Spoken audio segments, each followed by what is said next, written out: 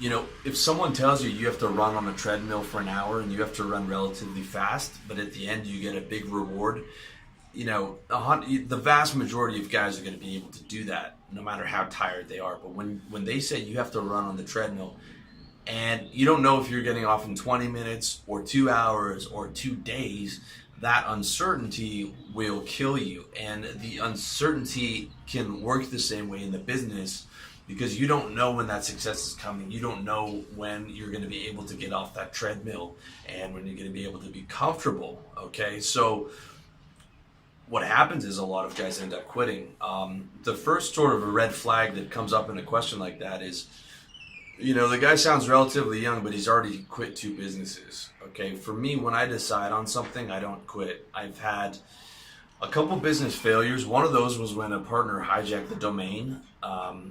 Another one was our developer went MIA. I mean, there were a couple of those where it was just sort of taken from me, or as a problem with a partner. On this business right here that I'm speaking to you from, I mean, I worked on this for 3 years while I had a full-time job before I even released the product, so before I even made any money. From 2012 to 2015, all I did was write content and organize my ideas and get my thoughts together and put pen to paper, so to speak.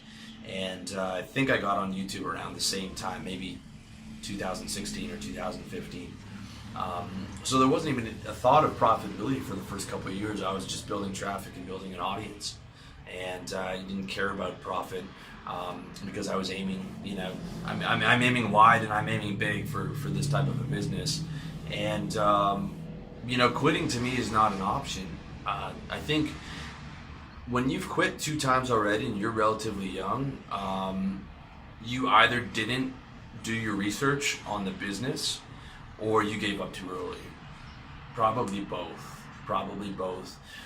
Like, I'll solidify it for you guys. I tell all my young guys and pretty much anyone who's going to start their first business, do a service business. Find a profitable service where there are guys already making 6 figures, and do that and do it better and work harder and make more cold calls and make more outbound calls, make more emails, message more people on Facebook, etc., etc. That's the easiest way. Okay, when you know that someone else, there's a huge market for it, there's a lot of people that make money at it, there's a lot of guys that make 6 figures, you don't have to question that decision. You already know that decision's real. You already know it's possible. All you have to do is just hammer on and just keep doing work on it. When you are trying to reinvent the wheel like I did on my tech startup, that's a totally different ballgame altogether, because we didn't know if it was going to be profitable. And I didn't quit, but our developer did, because he was young, he had a terrible work ethic, and he's an unaccountable person who couldn't just power through until we found the next pivot, which was unfortunate. Lesson learned there. I'll never go into business where I have a massive informational disadvantage, because I wasn't able to code and pick that up. We were not able to shop the code around to other people, so it was a real problem.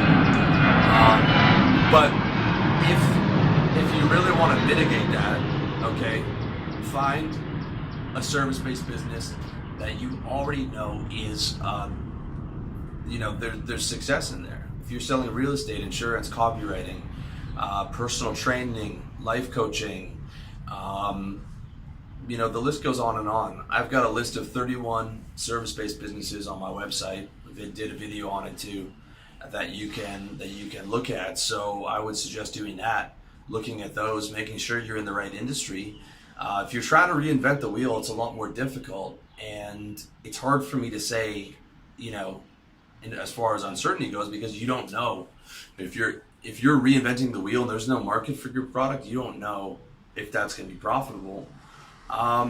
But even if you are trying to do that, I still wouldn't quit. I would just power through and do as many pivots as you have to do to make it happen. But if you still believe in the business. But that's why it's so crucial to do enough research beforehand.